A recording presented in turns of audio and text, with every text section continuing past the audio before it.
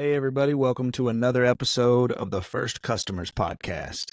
Today we have Pete Grett. He's the founder and CEO of the BlackRock Group, a company that installs commercial software for the supply chain logistics industry. They've worked with over 100 customers, including businesses like FedEx. Pete, welcome to the show. Thanks, Brees. I really appreciate you having me. Of course. Let's get into it. How'd you get those first customers?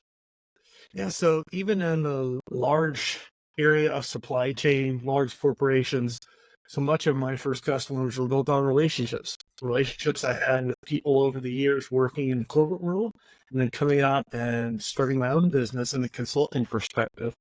I really trying to nurture those relationships, feed into those relationships. I use LinkedIn a lot in order to keep up with where people are at and what they're doing. And really, some of my first customers in the third-party logistics space came from those relationships. They were people I knew, people I've worked with, either at the same company or they were customers of mine when I worked in the corporate world. And then when I went out on my own, I was able to develop those relationships and really expand those and mine those for customers. Okay. And when it came time to start your business and expand and start getting customers, did you just like reach out over the phone, LinkedIn, email? How did that process go? Yeah, I did a lot of stuff on LinkedIn. I used a lot of the contacts that I had in my phone. So you it over many years, honestly, to reach out to either through emails or texts. A lot of what I do today is very social. So this is kind of the world that we live in. It's still very much about relationships, which is kind of an old school thing. But the new twist to that is really doing that in a social setting, right? So where you used to have a Rolodex back in the day, have little pieces of paper and people's phone numbers and things on them. It's just much more sophisticated than that today, right? We stay connected. We still see, at least on the periphery, where folks are and what they're doing, and being able to kind of occasionally speak into that, engage with them, and kind of cheer them on, encourage them, see where they're going, where they have challenges, and hopefully as things align and they have a need and we have an offering, then we can put those things together. So do you have like an intentional content posting schedule, or do you just kind of engage organically as you see fit? I really do both. So I really spent the last year growing a following on LinkedIn and being very intentional about expanding beyond just the folks I've personally known. So we have over 11,000 followers on LinkedIn right now. And I use that to produce content or to distribute content that I produce every day. So I try and do one of two things every single day. One is to engage in other people's conversations and topics that are of interest in the supply chain world, but also just general topics. So like one of the things that I've posted on recently is a lot of what's coming out of a COVID trial with Dr. Wright from a Bitcoin perspective and whether he really is the founder of Bitcoin. Or I also post original content. So we use that today to post into supply chain topics about entrepreneurship, topics about different things in just life in general. So do you manage this yourself, or do you have like a team or a marketing agency handling your content marketing for you? So I do a lot of that myself. I'll be real upfront is I'm a big proponent of OpenAI. So with ChatGPT 4, it really takes the nugget of what I want to do and helps craft the narrative that goes around that from a content perspective. And then I hone in on it at that point. It does better copywriting than all of the marketing resources that I've used previously. I'm sure from a high-end perspective, that's quite a difference of what you can get from a really experienced marketing resource. But a lot of the self-help or kind of fiber-flavored marketing, ChatGPT just does a phenomenal job. And it really lets me leverage beyond my own capabilities. Talk a little bit about that process. So you start with an idea or a topic you want to discuss, and then you'll have a conversation with ChatGPT. Do you have like some built out you can make your own little custom GPTs now. And do you have little helpers built out like that, or how does your process look like? Starts with, I'm really excited about the expansion of Chat GPT into memory, where it's going to remember some of the prompt information that I give it. So I typically start with the same kind of prompt information about who I am and kind of what my branding flavor is. I give it some specifics about the tone that I want to have, what I want to include. So you did that and at the then give it an beginning idea of the conversation? So Okay. I just see the conversation with I want to talk about, yesterday we got an implementation of live. I want to talk about good implementation for supply chain software, give it the background information on me again, and say, this is where I want to go with this information. Then I'll typically refine that and say, no, that's a little too formal in tone, or I want some more practical steps. Give me 3 steps on how to do X, Y, and Z, include my branding, marketing, and then just really build out from there. And now with GPT-4, with the image inclusion, I usually ask it to produce an image that goes along with it. I'm excited to see with Sora, with video coming out, where that's able to go. But no, that's a good topic. Considering how fast AI is moving and how that's going to affect the marketing industry and kind of empower entrepreneurs to do way more on their own. It really is. I really think of it a force multiplier, right? It's like a lever. I can take the energy that I supply and multiply that with a huge effect at a really, really low cost. And especially layering tools like Taplio, where it lets me use GPT-4 in kind of a focused area to understand what is getting engagement in my network, what is getting engagement in areas of interest for particular topics. Is that going to be just a straight post? Is it going to be an article? Is it going to be carousel? Is it going to be some sort of, top 10, XYZ, steps 1, 2, 3, 4? What's going to engage? Can really be able to metric that and learn very quickly about, hey, that's how much engagement this is. And eventually what that helps dial down into is, I really do believe in kind of that content funnel that Matt Bush talks about, where you kind of go from a rented audience down to an owned audience, and that's when monetization starts to happen. And that you can refine that from a customer perspective, right? So I want to go from an audience, lots of people hearing what I have to say, down into people who are paying to hear what I have to say. And those are customers. And those can be customers in lots of different ways. They're kind of non-traditional, just like social is, right? And maybe there are people that subscribe to a paid newsletter. Maybe there are people that take advantage of consulting opportunities, take advantage of one-on-one coaching. These are all areas that we want to expand with on our customers that kind of let us go into different price points and also get us more into that funnel. If more people are listening to what you got to say, are engaging in conversation, are seeing you as an expert, they're much more likely to come to you when they have something that's of need in your space. I like that terminology, rented audience versus owned audience. That's a good way to kind of visualize going from paid ads to, getting more out of your organic content. And then you mentioned really Taplio. Yeah. So Taplio could you talk more about what that is? Yeah.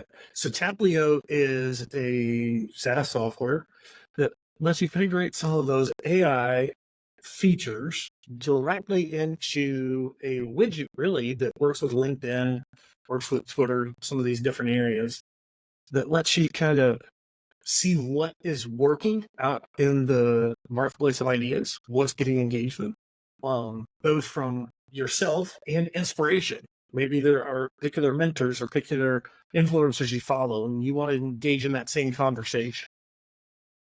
Really gives you that ability to hone in on that message, see where it's landing, see where you're getting a lot of engagement, and then helps you craft either hooks, posts, full carousels, really anything you want that feeds into that. So again, it's this idea of I'm going to take a little bit of me, that's really the special part, and craft it into something that's much more without a lot of my energy and a lot of my time.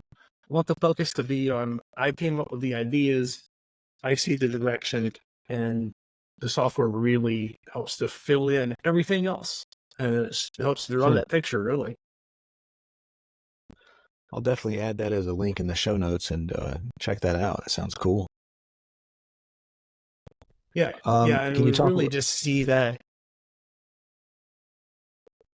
No, you go ahead. I think we had a little delay there. Yeah, no worries. We just really see that as that's where growth is happening, right? Is in some of those assisted technologies Are there any other tools that you use? I'm using right now. I'm really trying to exploit. We're a Google shop, so we use all of the things online. There's not anything that no one downloads software anymore. Everything's in the cloud. All of that's readily available, and then we just try to integrate that with some of those more cutting-edge tools like generative AI. All right. So do you remember who your very first customer was and how that specific kind of reach out and onboarding went? Yeah. So my first customer on my own, I spent a lot of time in the corporate world. And then about 6 years ago, I went out on my own. And my first customer was actually DHL supply chain. So it's a big third-party logistics. They do distribution. Everybody knows DHL for shipping things. In the US, they really don't do that a whole lot. What they do is third-party distribution. So they'll ship things on behalf of other people, store it, pick it, pack it, ship. And so I had a former colleague, that worked at a vendor that was DHL was a customer. And they needed some extra help. They just need an extra set of hands. As he saw that I reached out on LinkedIn with a direct message and engaged me and was like, "Hey, are you available to do this? Could you go to Atlanta next week?" And I was like, "Yeah, that'd be great." I needed work at the time. And so that was really my first large customer. Found out. Wow. So did you have like a website that you were advertising your services on yet? Did you go through some kind of like branding or marketing setup at first, or was it just pure you reaching out? Pure reaching out at that point. All of that stuff came later as we continue to grow and, had a website and all sorts of other kind of traditional things from a communication perspective and outreach perspective, whether that's cold emails or paid LinkedIn ads or anything like that. But at the beginning, it was always relationships. And quite honestly, some of our best customers, our biggest customers, as I look back, had been about relationships, fostering those, maintaining them, making sure that we are staying in communication with folks. And that's really an advantage of the day and age that we live in, because I don't have to call 1,000 people on my Rolodex. I can stay in at least peripheral vision of a whole lot of people and stay top of mind so that when their need comes up, you're there. What would you say to entrepreneurs out there who are trying to get something started and maybe they're getting stuck in this kind of pre-launch cycle of, I got to get my logo just right, I got to get my website and all this, trying to focus on all the digital things that are kind of low barrier to entry, easy to get right into, but can kind of hold you up from doing the more important things? Yeah, I so resonate with that, right? Because I did the same thing, right? You spend like hours and hours on LinkedIn or power on your logo or something. And the bigger thing is just like with any investment, right? You should invest for real results. And no one really cares about your logo. No one really cares about your website beyond just the perfunctory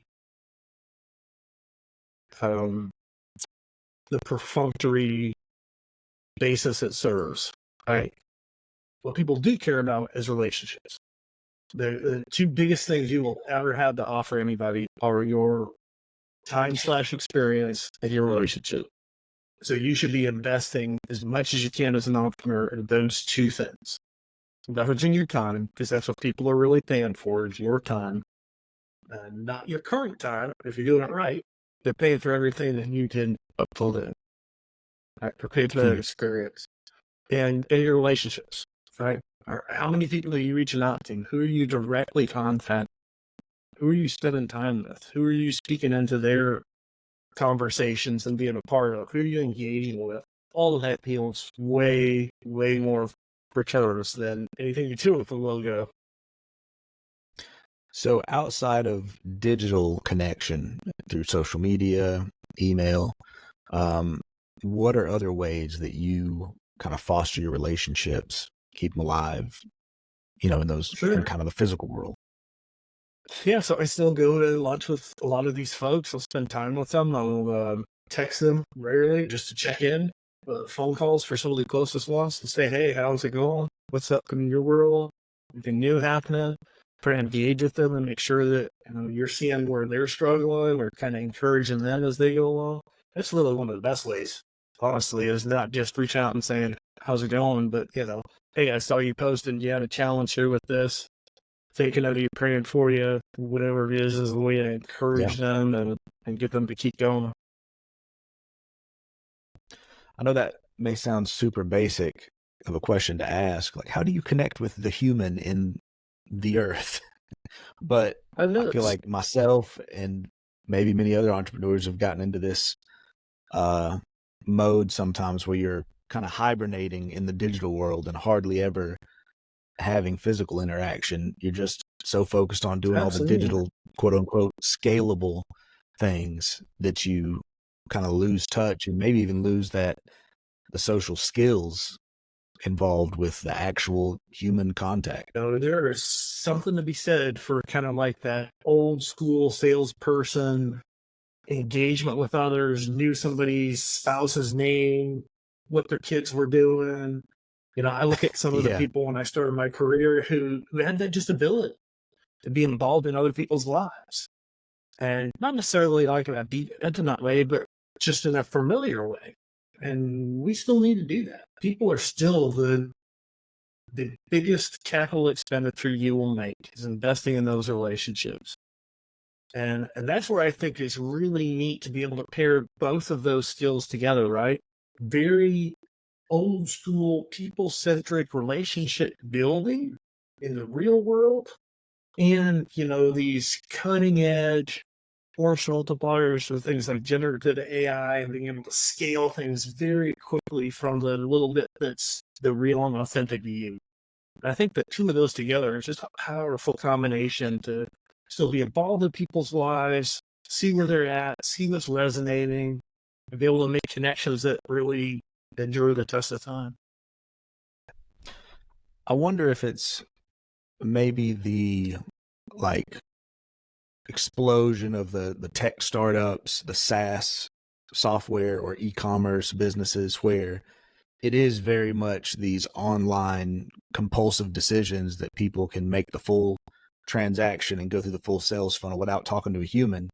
It's like that became such a huge part of the business stories of the past few decades that it seems like that's influenced all businesses, to kind of lean more that direction Yeah, where I think maybe that those super scalable actions definitely benefit the SaaS or e-commerce businesses a lot more. But like yourself, being a service-based business, or like I'm part of a digital marketing agency where we're offering services, service-based businesses, you still have a lot of human contact and interaction from the sale throughout offering the service all the way, absolutely. through the life of the customer. And it seems like those types of businesses require a lot more human interaction They and do. engagement. And maybe the popular businesses that get all the headlines have kind of overflowed their tactics into everybody that may not even apply to that model of marketing.